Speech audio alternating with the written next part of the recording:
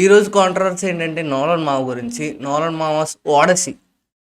ఎందుకంటే నోలన్ మావస్ Odyssey became the highest or most disliked trailer on YouTube. ఎందుకు అంటే స్నో వైట్ కన్నా వరస్ట్ అంట.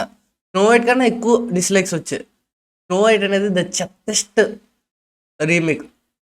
సో దానికన్నా ఎక్కువ రావడం అనేది కొంచెం ఆశ్చర్యపరిచే విషయం ఇది. ఎందుకంటే ఈమె వల్ల రెండు ఆర్ మూడు రీజన్స్ చెప్తాను నేను. ఈమె ఎవరు అంటే మనకు తెలియదు కానీ పేరు. ఈమె ఇన్సెప్షన్లో ఆర్కిటెక్ట్గా పనిచేసిందిగా. ఆర్కిటెక్ట్గా తిప్పుతారు ఆర్ తయారు చేస్తారు. లియోతో పోలుస్తారు. లియోతో ఉంటుంది ఈమె. ఈమె మ్, ఈమె పేరు మర్చిపోయినా. ఆర్కిలసా ఎవరో ఈయన రోల్ ప్లే చేస్తుంది ఆమె. ఈయన అనేవారు కింగ్, స్ట్రాంగ్ వారియర్, ఇలా ఉంటుంది ఈయనకి గ్రీక్ మైథాలజీలో. ఈయన రోల్ ఆల్రెడీ బ్రాడ్ పిట్ అనేవాడు ప్లే చేశాడు. బ్రాడ్ పిట్ తెలుసు కదా, స్ట్రాంగ్ గుర్తు పగిలిపోతాయి అది ఇది అని. ఈమె ఇంకొక పేరు. ఈమె బ్లాక్ ప్యాంథర్ పక్కన చేశారు కదా ఆమె. సో ఈమెమో ద మోస్ట్ బ్యూటిఫుల్ గర్ల్ అయిన హెలెన్ ఇన్ ట్రాయ్లో ప్లే చేస్తుంది. ఈమె ఆల్రెడీ ప్లే చేశారు ట్రాయ్లో. ఈమె ఇప్పుడు ప్లే చేస్తున్నారు. సో ఇలా కంపారిజన్ చేసి దొబ్బుతున్నారు. ఏంటి ద మోస్ట్ బ్యూటిఫుల్ గర్ల్ని ఒక బ్లాక్ ఆమెతో పోల్చారు అని.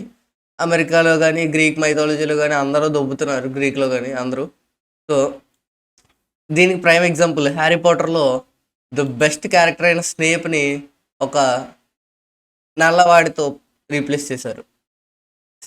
అంటే నల్లవాడు అంటే మళ్ళీ నువ్వు రేసిస్టా అనకండి. నల్లవాడు అంటే అసలు స్నేప్ ఒక నల్లవాడిగా ఎవడూ ఊహించుకోలేడు, అంతేనా? కానీ ఎలా చేశారు. సో దీనివల్ల దొబ్బుతున్నారు. దీనికి ప్రైమ్ ఎగ్జాంపుల్ ఏంటంటే విల్ స్మిత్ ప్లేయింగ్ రాముల వారు.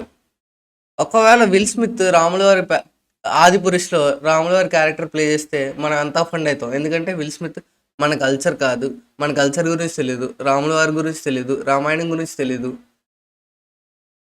అయినా ప్రభాస్కి కొంచెమైనా తెలుసు. ఆర్ ప్రభాస్ ఈ కల్చర్లో పెరిగారు కాబట్టి ఆయన ప్లే చేసినా పర్లేదు. కానీ విల్ స్మిత్ మనం అలా బాల్ దెబ్బతున్నావా? అలానే గ్రీక్ వాళ్ళకి దెబ్బతున్నాయి. దీనికి మీ ఒపీనియన్ ఏంటి చెప్పండి, చూద్దాం.